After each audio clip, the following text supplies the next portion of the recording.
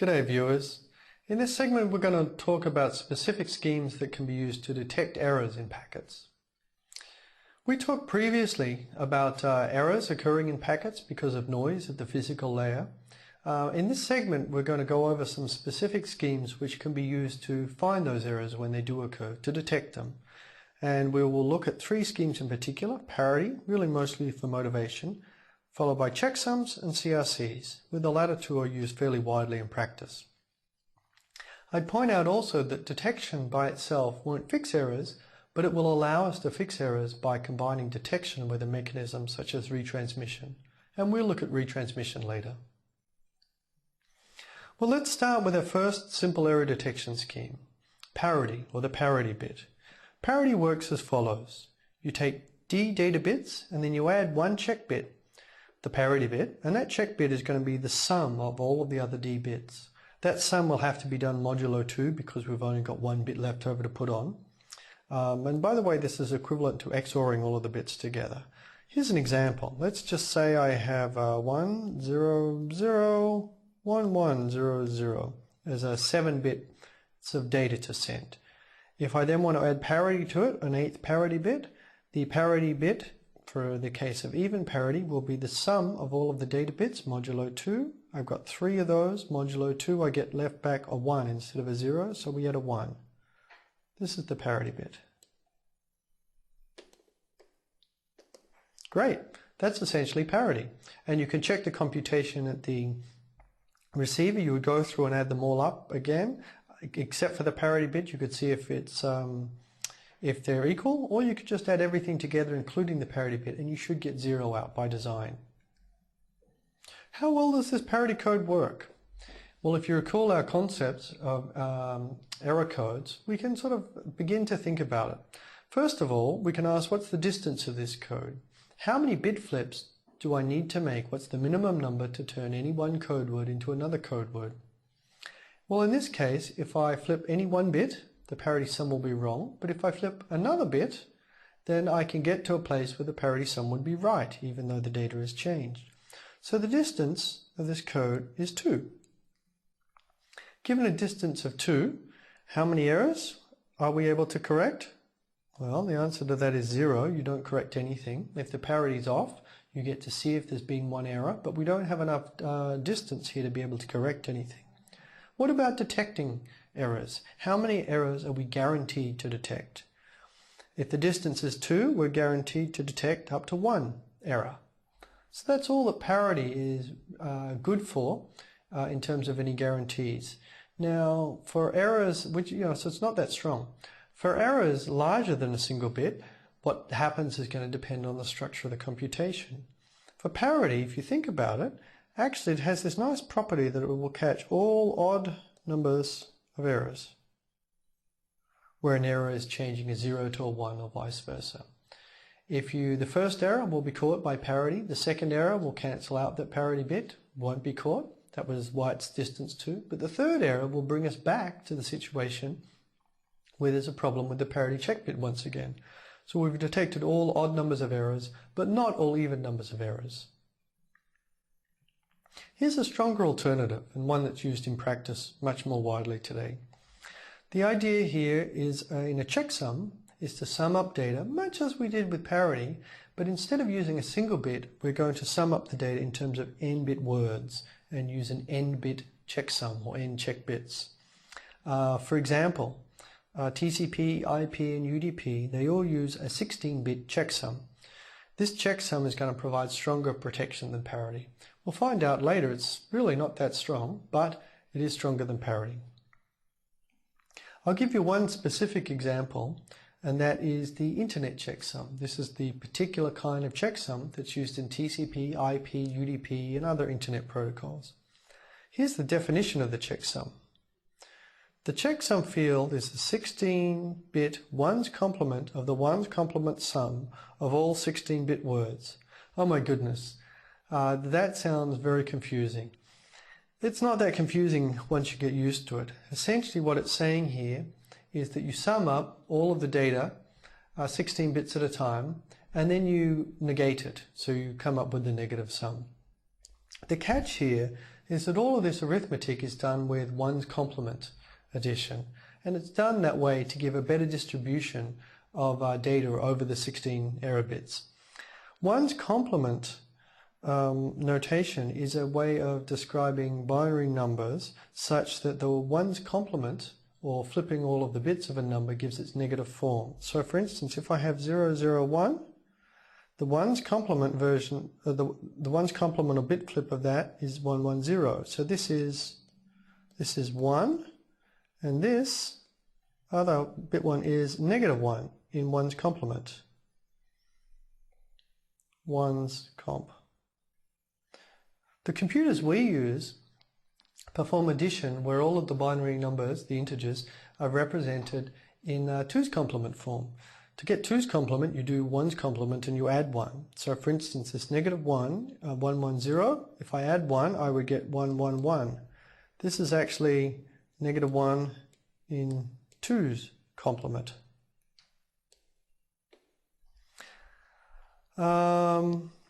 The hitch with using 1's complement addition on a 2's complement or regular computer is that when you add up numbers in 1's complement form, if any of the bits overflow into the carry field, you need to take them back and add them to the low order bits. That's probably a lot more than you wanted to know or bargained for hearing about 1's complement addition. It's really not that bad though, so let's have a look. Here's an example we're going to work through. We're going to calculate an internet checksum. The first thing you do when you want to send data is you arrange the data of the packet to be sent in 16-bit words to sum up. That's these 4 values that I've shown here. So the packet, if you like, read 0001, F203, F4, F5, F6, F7. And I've just laid it out in these 16-bit words to sum. Now we're going to add these together. We'll actually put a 0 in the checksum position here, just so we can have the same algorithm on the receive side. And we're going to add all of these things together. What do we get? Uh-oh, this is making me work hard. Okay, let's see, when we add up these numbers, we get 10, we get 16, so that's actually, is that right? Okay, so 16 is, we get a 0 here, and we carry the 1. Here, we'll end up with F, and we'll carry the 1. Now we have 11, 12, 13. 13 in hexadecimal is a D. And here we have 3 F's, which are all added up. F stands for 15 in hexadecimal. What we're going to get is 20, we're going to 2, and what's left over will be a D.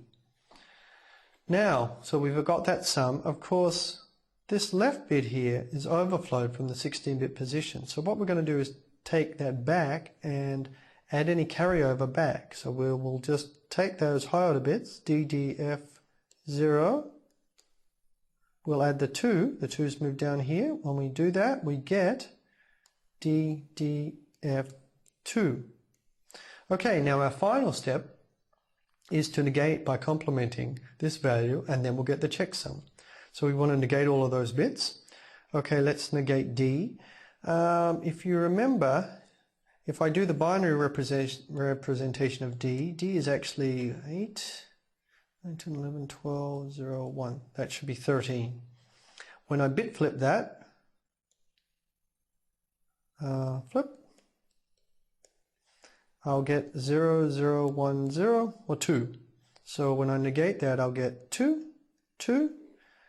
Bit flipping F is all 1, so when I flip all of that, I'll just get a 0. And when I flip 2, I'll get a D.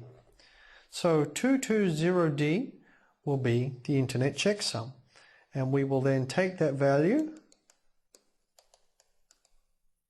replace it where we used all zeros, and then send those 5, including the checksum 16-bit words, out into the network. Okay, it's all cleaned up here, and thankfully I ended up with the right answer. Now let's look at the receiving side. What's going to happen? Actually, exactly the same algorithm happens. We just want to make sure that we get 0 out when we've negated everything at the final end. Let's work through it. It should be the same steps. Here, we arrange the message in 16-bit words. The checksum is there, it's the last word. It's non-zero because it was calculated on the other side. Now we add it. So what do we get? Well, before we have our 16 plus D, so that will be D. We carry the 1. 1 FF, that will be, we'll end up with an F. And we're going to carry a 1 here. 10, 11, 12, oh, guess what? It's, what is it there? 13, 14, 15, so we have an F. And we're left here with FF, FF, 2. So when we add that together to D, we'll get to F. Okay, now of course we've carried over, so we've got to take this high thing and add it back. So we'll just do this sum, F, F, F, D plus 2. What do we get? We get F, F, F, F. Oh, this is looking good. When we complement that, we get 0, 0, 0, 0. That's correct. The checksum passes. No error was detected in this packet. And it's cleaned up here. You can see I've highlighted it as good. I already knew I got the right answer because it came out as zeros. So that's how checksums work. What we need to ask, though, is whether they're any good. How well does this checksum work at detecting errors? We could begin by asking, what's the distance of this code? Actually, the distance is not so impressive. This is a sum. So if we want to get the same sum, you can imagine just having errors in 2 bits of the data. In one place, we'll add a certain value, like maybe 16 to a 16-bit word. In another place, we'll subtract a certain value, like 16, the corresponding value from a word. Or maybe we'll add the 64-bit position, and so forth. But the point is, we could make 2 corresponding errors and fool this sum. So the distance is only 2. Well, rats. This means that, as before, the number of errors we can correct is 0. This is just error detection, not correction, so we're not trying to correct anything. But the maximum number of errors that we are guaranteed to detect is actually 1. 2 bits can fool this checksum. Well, has this gotten any better? It has gotten better. So if we think about larger errors, what's detected here is going to depend on the structure of the code. We will actually find all burst errors up to 16. So it's a 16-bit checksum. A burst error is just a sequence of errors in a row, or a window of errors where in that window errors occur. Maybe some bits in the middle are not flipped, but over that window, a small window in space, the error occurs. It's a burst error. So it's an advantage here that if those errors occur in bursts of 16 or less, and there's just one in the packet, we're going to detect it. Because if you think about it, those 16 bits can only be affecting one 16-bit word or 2 adjacent ones in different places, so they can't cancel out. If there are much larger errors, in fact, if we just make up random data, then we will detect random data to random with probability 1 in 2 to the 16. If we just make up data, random data, then since there are 16 bits, there are 2 to the 16 different possible checksum values. So there's only a 1 in a 2 to the 16 chance that the checksum will actually match the data. So this is much stronger than parity. So we have got quite a lot by going from checksums to parity. It's really much stronger. But it's not as strong as we would like things to be in practice. For the same number of bits, we can do even better with codes which are called CRCs, or cyclic redundancy codes. The way a cyclic redundancy code works is you take n bits of data and then you generate k check bits so that when you add them together, the n plus k bits are evenly divisible by what's called the generator, C. I can show you an example here with numbers. So let's just say we're working with decimal digits. The number I want to send is 302, and I'm going to send a 1-digit check. So I'm going to send a message 302 something. We just want to work out what that something is. We want to choose a something so that the whole number, including the end, is evenly divisible by our generator here, which is just going to be the number 3.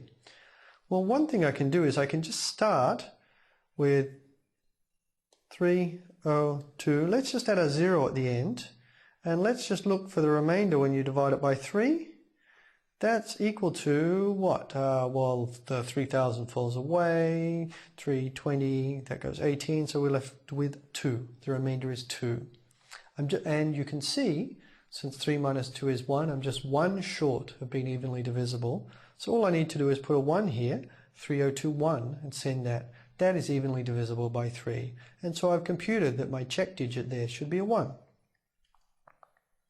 The catch for CRCs is that we need to do all of this based on the mathematics of finite fields.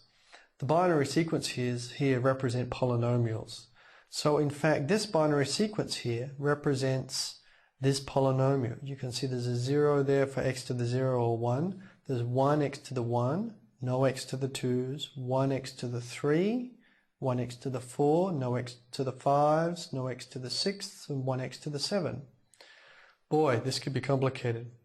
What this really means, if we're going to do a complication ourselves, which is a little horrible and grungy, but we'll try and work through it just so you can really get to the bottom of it, is that if we're going to do these CRCs ourselves, we need to work with binary values, and our arithmetic will be done modulo 2.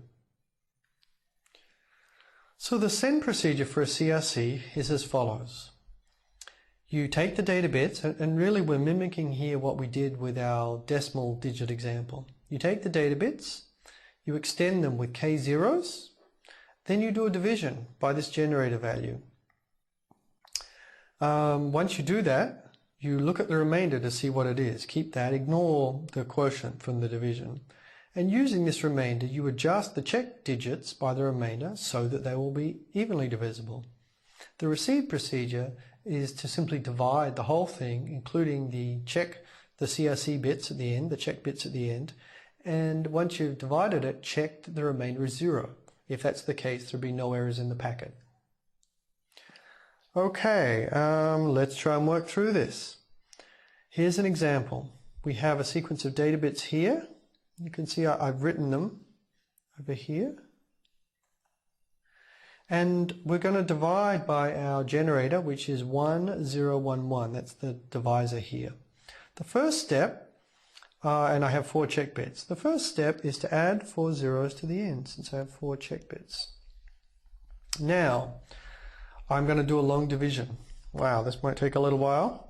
Let's go with our divisor and write it out. So we're going to take away 1, 0, 1, 1. Oh, sorry, good grief. No, it's a 1, 0, 0, 1, 1. When we take that away, what do we get? 1 minus 1, that's a 0, that's gone. 1 minus 0 is 1, 0, 0, 0. 1 minus 1 is 0, 0 minus 1. It sounds like minus 1, which is actually 1 in modulo 2 addition. Okay, now I could write up the top, just that the quotient goes here.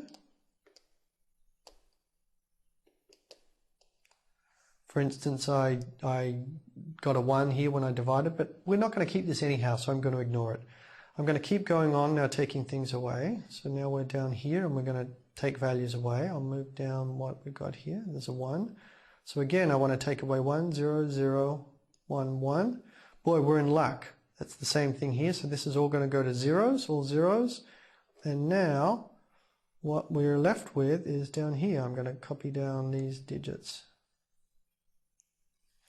Now I'll continue subtracting 1, 0, 0, 1, 1 from this, and I'll get 0, 1, 1, 0, 1, and I've got another 3 0, 0, zeros here. Do it again, 1, 0, 0, 1, 1. When I subtract that, I get 1, 0, 0, 1, 0, 0. One more subtraction, 1, 0, 0, 1, 1. Cancel, cancel, cancel, cancel. I'm left with here 1, 0. And that's the final remainder. What I would like to do then is take that remainder and use it to modify the bits that are transmitted. I would like to send 0 minus that. I would like to add 0 minus that value, so that it'll be evenly divisible. What will end up happening is that we'll basically, because this is all modulo 2, end up putting this value 0010 from the bottom so these were zeros, up here. And then the checksum bits that we'll send out, sorry, the CRC bits that we will send out will be 0010. That's a little messy. Let me clean that up. And you can see, yeah, here it is. And at the bottom, there is the transmitted frame. You can see it's the data bits, and we computed our CRC to be 0010. Great.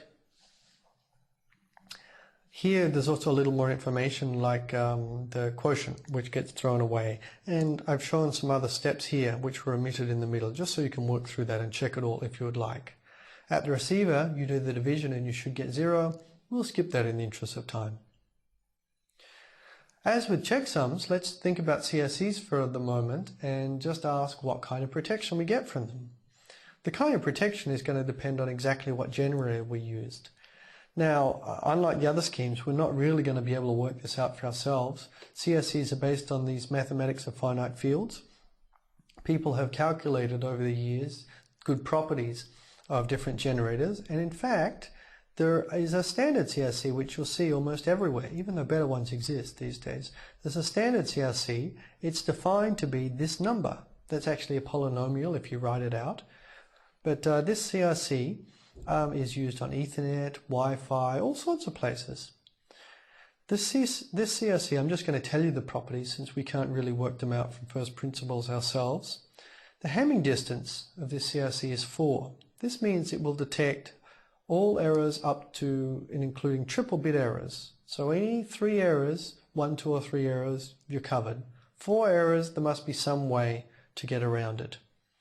It will also detect, like parity, any odd number of errors.